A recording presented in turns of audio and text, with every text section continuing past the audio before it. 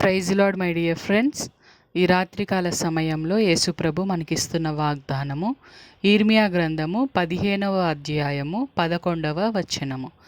యెహోవా నిశ్చయముగా నీకు మేలు చెయ్యవలెనని నేను నిన్ను బలపరుచుచున్నాను.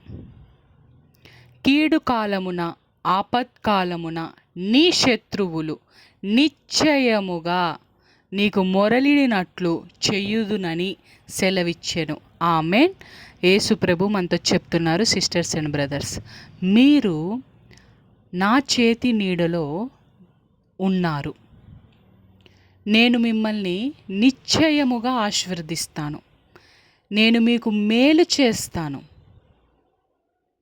ప్రతి విషయంలో నేను మీకు బలపరుస్తాను. అయితే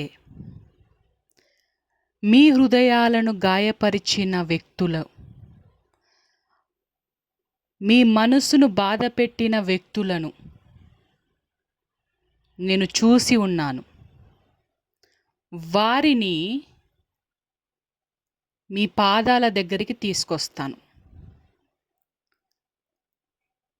కీడు కాలమున ఆపత్కాలమున మీరు నా చేతి నీడలో ఉన్నారు కాబట్టి ప్రతి విషయంలో నేను మీకు తోడై ఉండి మిమ్మల్ని రక్షిస్తాను.